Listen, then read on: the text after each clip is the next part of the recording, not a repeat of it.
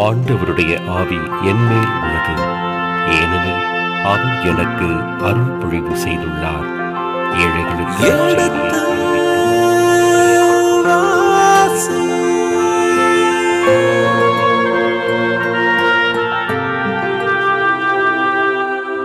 எடுத்து வாசி.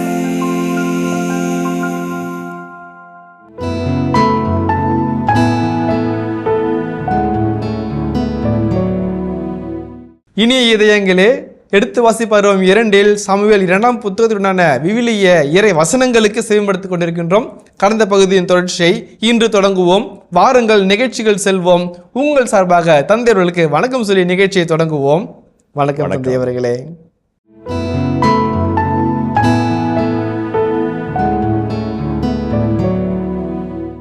சில சமயத்தில் இலவசமாக பிடிக்கிறது முன்னால் ஆண்டவர் உணராமல் கொடுத்துட மாட்டார். அதற்கான உழைப்பை பார்ப்பார், அதற்கான பரந்த மனதை பார்ப்பார், அதற்கான தகமை உள்ளத்தை பார்ப்பார், அரவணைச்சு போகிற அன்பை பார்ப்பார். அப்போ தான் கடவுளுடைய அருள் நம்ம சேரும் இல்லைங்களா. நம்ம ஊரில் சொன்னாங்களே, இறக்கிற கிணறு ஊருன்னாரு இல்லைங்களா. என் பிரதமர் சொல்லுவாங்க, சில சமயத்தில் இளங்கூர்கள் சொல்லுவாங்க, ஒன்றுமே ரிசோர்ஸே இல்லைங்க சாமி, எப்படிங்க சாமி செய்கிறது அப்படின்னாரு. கொடுத்த பிற்பாடு செய்யணும்னு நினைக்கிறது அறிவு, செய்வோம் கொடுப்பாடுறது விசுவாசம். நீ அறிவால் செயல்படாத, ஜெயிக்க மாட்டேன். ஆன்மீகத்தினால செயல்பட்டு ஜெயிப்பேன்னு சொல்கிறது இல்லைங்களா. கொடுக்கட்டும், ப்ராஜெக்ட் சாங்ஷன் ஆகட்டும், பிஷப் உத்தரவு கொடுக்கட்டும், மக்கள் கொடுக்கட்டும், செய்வோம் அப்படின்னம்னா அது அறிவு. லாபப்பட்டது கொடுப்பார், செய்வோன்னு அப்படி செஞ்சவங்க தான் புனிதர்கள். 5 ரூபாங்க ஒரு டிராக்டர் பொம்மை போட்ட 5 ரூபா, ஒரு பிளாஸ்டிக் பக்கெட்டு, ஒரு தகர டப்பா, ட்ரங்க் பெட்டி, இடுப்பில் ஜமால, கழுத்தில் தோல் கீழே ஒரு சிலுவை, நம்ம புறப்பட்டு போச்சுங்க. அதுதான் சொத்தாக போச்சு. அந்த கான்வென்ட் வெளியே போகும்போது எக்ஸ்னன்னா போயிட்டாங்க, சன்னியாசத்தை கொடுத்து எக்ஸ்னன் ஆக்கிட்டாங்க. ஆனால் இன்றைக்கி உலகம் ஃபுல்லாக கையெடுத்து கும்பிடுது. சேலம் மறைமாவட்ட ஆயர் சொன்னார், ஒரு வேகமாக போயிட்டு இருந்தேன், குறுக்கில் சிக்னலை விட்டுட்டேன். ஒருத்தர் ஏன் இவ்வளோ வேகமாக போகிறீங்க அப்படின்னு கேட்டார். நான் சொன்னேன், மதர் தெரேசா பட்டமளிப்பு நடக்குது, நான் சீக்கிரம் போகணும், அதுக்கு என்ன மதர் தெரேசாவுக்கு பட்டமா, என்ன பட்டம் அப்படின்னு கேட்டார். என்னடா இந்த நேரத்தில் கேட்குறேன்ட்டு மனசு பிடிச்சி நான் சொன்னேன், அந்த அம்மாவுக்கு புனிதர் பட்டம் கொடுக்குறாங்க. அவர் சொல்கிறார், அந்த இந்து சொல்கிறார், புனிதர் பட்டமாக, ஆமாங்க அப்படின்னு சந்தோஷம் சொல்கிறார். ரொம்ப லேட்டுங்க நீங்கள் நேரம். அவர் சொன்ன வார்த்தை பாருங்க, இந்துக்கார். அவர் இந்த பிரசங்கத்தில் சொன்னார் ஆயர், எனக்கு அப்படியே மனசு செலுத்து போச்சு. இவ்வளோ நாள் கழிச்சு கொடுக்குறேன், அவங்க வாழும்போது புனிதர் கண்டுபிடிச்சங்க, நீங்கள் ரொம்ப லேட்டுங்க நேரம். வாடு சிரிச்சுக்கிட்டே சொன்னார். அவ்வளோ அழகாக அந்த கொடுக்குற தன்மையை வச்சு உலகம் அழகாக புரிஞ்சுக்க யார் மனிதர் யார் புனிதர்னு. அதான் தாவீது அழகாக ஒரு அந்த மனதை தான் அந்த ஆசிரியர் இணைச்சட்டை வரலாற்று அந்த குணத்தை காமிச்சு இவன் நல்லவையா அப்படின்னு சொல்ல ஆசைப்படுறாரு. அது சொல்லும்போது எப்படி ஆரம்பிக்கிறாரு, இன்னும் யாருக்காவது நான் இறக்கம் காட்டணுமா, தப்பி தவிர விட்டுறதுன்னா பாருங்க என்று சொல்லுகிறார். அதான் ஒரு முதல் காரியம். அதுக்கு சவுலின் வீட்டை சார்ந்த வாசிப்போம், 2ஆம் வசனத்தை வாசிப்போமே. சவுலின் வீட்டை சார்ந்த சீபா என்ற ஒரு பணியாளன் இருந்தான். அவனை தாவீதிடம் கூட்டிச் சென்றனர். நீதான் சீபாவா என்று அரசர் அவனிடம் கேட்க, அடியேன் தான் என்று அவன் பதிலுரைத்தான்.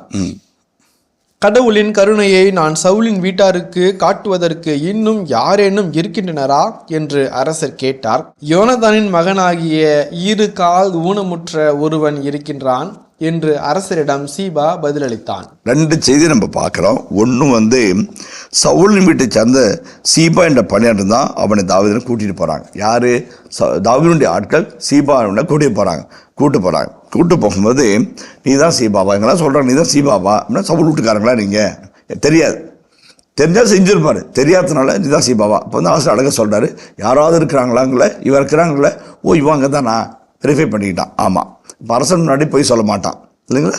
அரசு வெரிஃபை பண்ணுறான். நம்ம போடுற காசு உண்மையான தட்டில் பாத்திரம் வருது, பிச்சை போயிடு. பாத்திரம் உண்மையான பாத்திரமா செக் பண்ணிக்கிறாரு. நீ சீபாவா? அடியே நான் தான். அப்போ ஒரு வார்த்தை கேட்குறா பாருங்க, ரொம்ப அழகான வசனம் பாருங்க. 9ஆம் அதிகாரம் 9 வசனத்தை வாசிங்களேன்.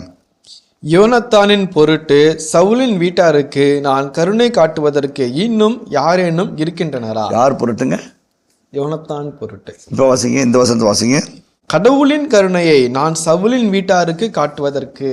9:1 யோனத்தானின் பொருட்டு, இங்கே கடவுளின் கருணையை. 2 அழகாக மிக்ஸ் ஆகுதுங்க. அங்கே வாக்குறுதி கொடுத்த யோனத்தானுக்கு அந்த சொல் நான் மீறக்கூடாது, நியாயமாக நடக்கணும், சட்டம்னா எல்லாரும் ஒன்று தாங்க, நான் சட்டத்தை மீறக்கூடாது, கொடுத்த உடன்படிக்கை மீறினவனு பேர் வரக்கூடாது.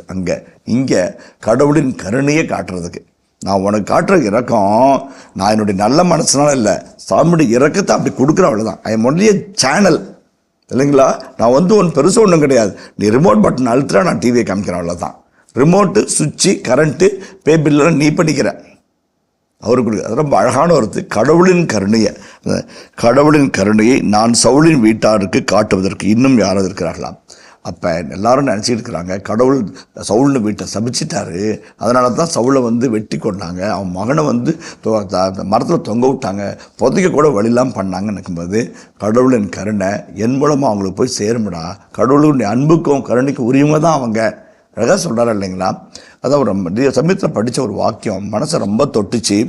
எப்படி சொன்னான்னு தெரில. sin does not diminish your value before God. இன்னொரு அழகான செய்தி வருகிறது. sin does not diminish your value before God. நீ செய்கிற நல்லதுனாலையோ கெட்டதுனாலையோ கடவுள் முன்பாக நீ மதிப்பும் மதிப்பிழந்தும் மாண்பிழந்தும் போவது கிடையாதுன்னு வாக்கி சொன்னிச்சு. ரொம்ப கஷ்டமாக இருந்துச்சு. என்னடா அது எல்லாத்தையும் ஈக்குவலாக நீந்து நிறவராரோ அப்படின்னு ஒரு யோசனை வந்துட்டு யோசிச்சு பார்க்கும்போது கால் ரானர் உள்ளிட்ட அழகான மனிதர்கள் நல்ல சின்ன விளக்கு வரையை சொல்கிறாங்க. ஊதாரி மைந்தன் வீட்டில் இருக்கும்போதும் வீதியில் இருக்கும்போதும் பன்னிக்கூண்டில் இருக்கும்போதும் மறுபடியும் திரும்பி வரும்போதும் கொடுத்து சாப்பிட்டு வீட்டில் உட்காந்துருக்கும் போதும் மகனாக தான் இருந்தான் அப்பாவுக்கு இல்லைங்களா. அப்பாவுக்கு மகன்தான். இங்கே இருந்தாலும் வீதியில் இருந்தாலும் விளைமாகரோடு இருந்தபோதும் பன்னிக்கூட்டில் இருந்தபோதும் திரும்பி வந்தபோதும் மகனாக தான் இருந்தான் அப்பாவுக்கு. ஆனால் இவனுக்கு மாறிக்கிட்டே இருந்தான். ஐயோ அப்பா வீட்டில் சோறு தண்ணி நம்ம சோத்துக்கு இல்லாமல் கிடக்கிறோம். வேலைக்காரனா போனால் வம்பு ஆகாது, கூலிக்காரனா போவோம், எத்தனையோ வேலைக்கு வேணாம் சாப்பாடு. இவன் தான் மாறிக்கிட்டே போனான். இல்லையே கடவுள் பாகனுடைய மதிப்பு மாறவே இல்லை, கடவுள் பாகனுடைய அன்பு மாறவே இல்லை. ரொம்ப அழகான ஒரு செய்தி. அதான் வந்து ஏன் சொல்கிறாரு, நீ நல்லோர் மேலும் தீயோர் மேலும் மழை பெய்யும் சூழ்நிலை உதவிக்கும் கடவுள் செய்கிறார் அப்படின்னு சொல்கிறாரு. கடவுளுக்கு நீ நல்லவனாக இருந்தால் ஆஸ்வதிப்பேன், கெட்டவனாக இருந்து உனக்கு தீமை செய்வேன். அது வந்து ரெட்ரிபியூட்டிவ் ஐடியா. பழைய ஏற்பாட்டில் புதிய ஏற்பாட்டில் கடவுள் அன்பு செய்கிறார். நாம் என்ன பண்ணுறோம், அந்த அன்புக்கு தகுதி இல்லாமல் நம்ம வாழ்க்கைக்கு எடுத்துக்கிறோம். கடவுள் பாலை ஊற்றுறாரு, பாத்திரம் சுத்தமாக இருந்தால் நல்லாயிருக்கும், பாத்திரம் சுத்தமாக இல்லைன்னா திரிஞ்சு போகிறது யார் கையில் இருக்குது, உன் கையில் இருக்குது. ஊற்றுறதை ஊற்றிட்டு தான் இருக்கிறார், ஃபிக்ஸரில் போட்டதை தான் இருக்கிறார். நீ அதை என்கரேஜ் பண்ணாதும் உன் கையில் இருக்குது. உன்னுடைய பாவம் உன்னை என்கரேஜ் பண்ணாமல் விடாமல் பண்ணுது. அப்போ கடவுள் இரக்கமற்றவர் என்றோ கடுமையானவர் என்றோ கோபக்காரர் என்றோ தண்டிக்கிறோம் என்றோ யாராலும் சொல்ல முடியாது இல்லைங்களா.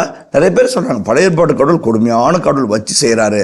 No, is a wonderful loving God. தாய் மறந்தாலும் சொல்கிற ஒரு உன்னதமான கடவுள். அந்த கடவுளுடைய முகத்தை புரிஞ்சுக்காத போது தான் இயேசு வந்து தரையை விளக்கி தூசு தட்டு இந்த முகத்தை பாடுறா, இந்த முகத்தை எப்படா மறப்பேன்னு சொல்லி கேட்குறார். என்னுடைய முகத்தினுடைய உண்மையான வெளிப்பாடை இயேசு வந்தார் இல்லைங்களா. இறக்கமுள்ள இது கண்ணால் காணக்கூடாத கடவுளுடைய கற்புலனாகாத கடவுளின் சாயல்னு இயேசு வந்து பொருளிக்கிறார். அழகாக சொல்கிறார். பார்க்க முடியாமல் தவிச்சப்ப இதுதான் சாமி முகம்னு தான் முகத்தை காமிச்சு கடவுளுடைய முகத்தை காமிச்சார் இயேசு. அந்த இறக்கமுள்ள முகம் அதுதான் வந்து ரொம்ப அழகான ஒரு செய்தி. கடவுளின் கருணையை நான் சவுலின் வீட்டாதற்கு காட்டுவதற்கு இன்னும் யாராவது இருக்கிறார்களா. இந்த கடவுளின் கருணையை காட்டக்கூடிய ஒரு அழகான செய்தியாக அந்த இடத்துல நம்ம பார்க்குறோம். யோனத்தானுடைய அப்போ வாசிங்களேன். யோனத்தானின் மகனாகிய 2 கால் ஊனமுற்ற ஒருவன் இருக்கின்றான் என்று அரசரிடம் சீபா பதிலளித்தான். சீபா வந்து செக் பண்ணிட்டாரு, சவுல் குடும்பம் தான் உறுதிப்படுத்திக்கிட்டாரு. கேட்குறாரு, யாரா இருக்கிறாங்க, ஒருவர் இருக்கிறார். அப்போ வந்து இப்போ சொல்லலாம் 2, அது ப்ரொக்ரெசிவ் ரெவலேஷன் பாங்க.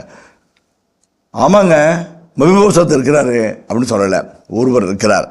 அது அடுத்த கேள்வி பாருங்களேன்.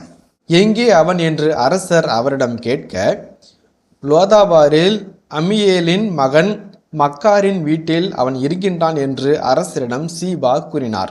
19 சொல்கிறான். ஏன்னா சீபாவும் பயந்துக்கிட்டு சொல்கிறான். அரசன் காட்டுறது உண்மையான எண்ணம் தானா யாரும் கேட்குறான். ஒரு வேளை வந்து சவுலுடைய மகன் யோனத்தானுடைய மகன் ஒருத்தர் இருக்கிறான் அப்படின்னு சொன்னால் வெற்றாவனை அப்படின்ட்டா என்ன வந்துட்டு ஒருவன் இருக்கிறான் அப்படின்னாரு. எங்கே அவன் கேட்குறாரு. உன் பேரை சொல்லலைங்க, சொல்லல. அவன் என்ன சொல்கிறான், அழகாக சொல்கிறான். லோதபாரில் அம்மியல் மகன் மாக்ரியின் வீட்டில் அவன் இருக்கிறாங்கிறாரு. அப்போ செய்தி அழகாக சொல்கிறான். வந்து அவன் சொல்கிறவனுக்கு விஷயத்தை சொல்கிறான், புரிஞ்சு வேண்டியது புரிஞ்சிக்குது. பயந்துக்கிட்டு ஒளிஞ்சிருக்கிறாங்க. அவன் எங்கே இருக்கணும், ராஜா விட்டு பேரன், அவனுக்குன்னு ஒரு மாளிகை, அவனுக்கு ஒரு கூட கோபுரம் இருக்கணும். அவன் வாழ்கிறதே தெரியக்கூடாதுன்னு பயந்துக்கிட்டு மாக்ரியின் வீட்டில் தங்கிக்கிறான். அவனுக்குன்னு சொந்த இடம் இல்லாமல் மாக்ரியின் வீட்டில் அவன் தஞ்சம் புகுந்துக்கிறான். அப்போ வந்து ஆசிரியர் அழகாக சொல்கிறாங்க, செல்ஃப் எக்ஸைலுங்க அப்படிங்கிறாங்க. தன்னைத்தானே ஒரு காவலுக்குள்ளாக வைத்து நாடு கடத்திக்கிட்டான். சொந்த ஊரில் அந்நியனாக வாழ்ந்துட்டு இருக்கிறான். உறவோடு இருக்கும்போது உறவு இல்லாமல் வேறு இருந்து நிற்கிறான். அழகாக அவன் சொல்கிறான், லோதபாரில் அம்மியலின் மகன் மாக்ரின் வீட்டில் தங்கிக்கிறான் அப்படின்றார். அது இன்னொரு செய்தி பாருங்க, ரொம்ப அழகா. யோனத்தானின் மகனாகிய மெபிபோசேத்துன்னு சொல்லலைங்க. என்ன சொல்றாரு?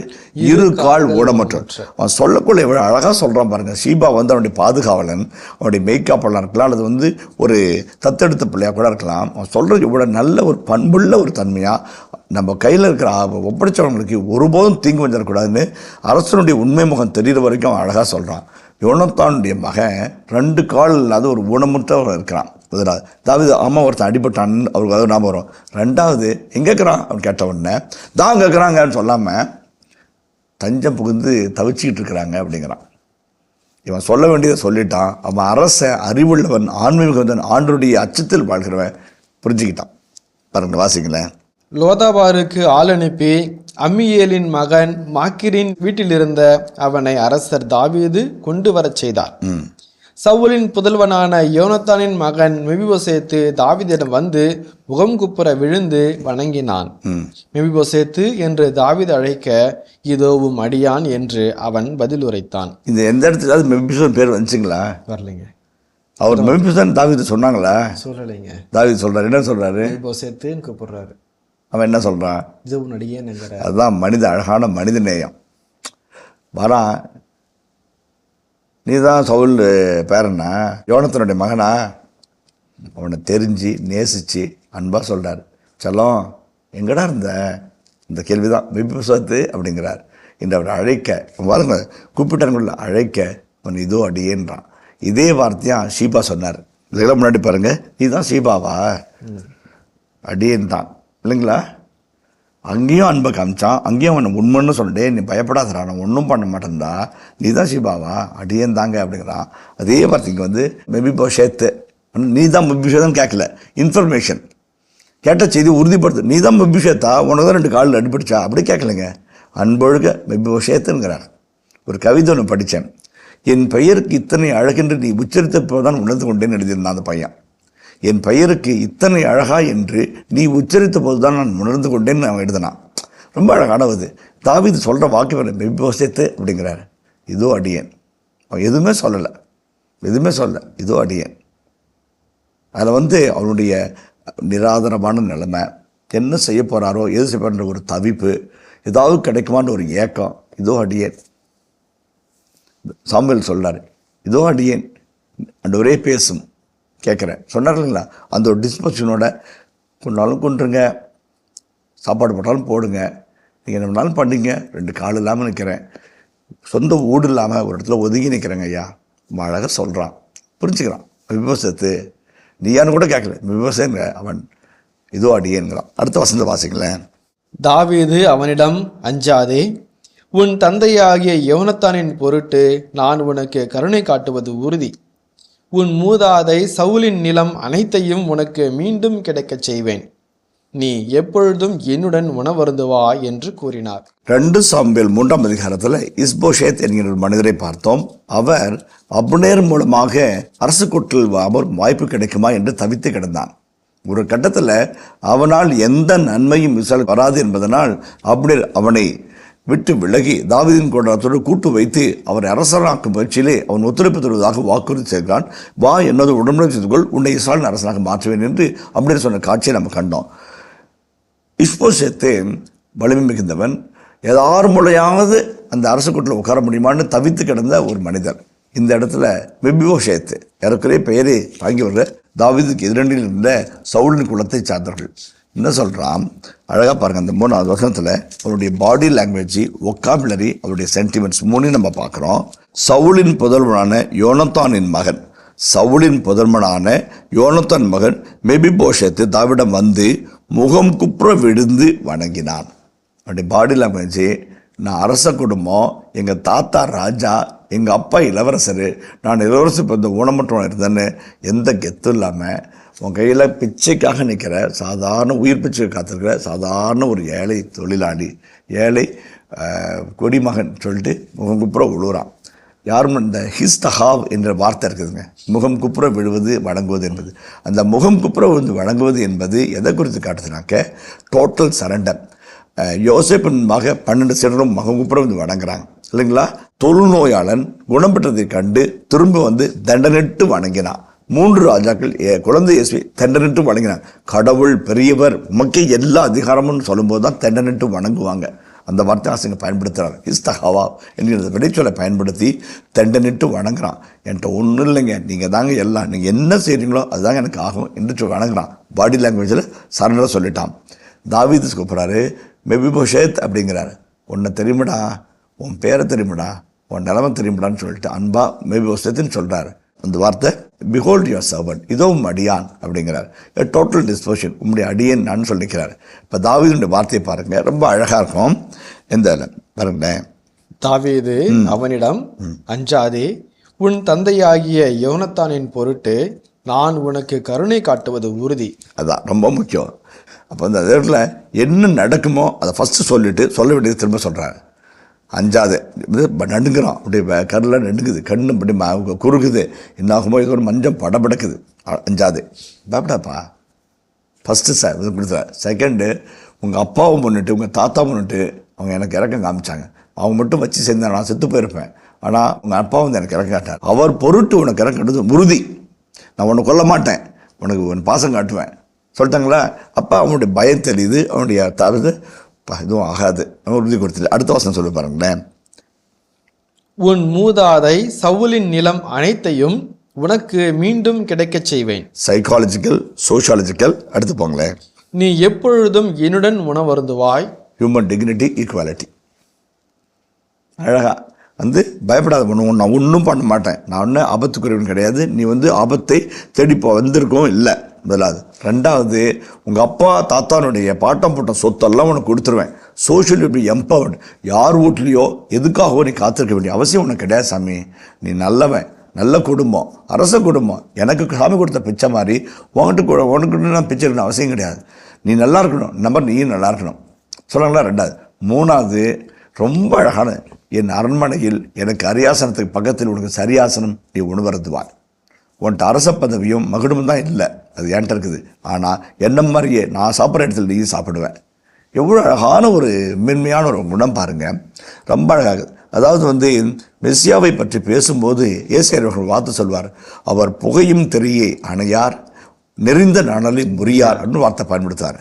ரொம்ப நாளாக பசங்க கேட்பாங்க, இது என்ன ஃபாதர் அர்த்தம், மெஸ்ஸியா வந்து மாட்சி மிகுந்த மன்னர்கள்லாம் பேசிட்டு இருக்கிறாங்க, எரிய தெரி புகையிற இதுன்னு சொல்லிட்டு இதை பற்றி பேச என்ன அர்த்தம் அப்படிங்கல.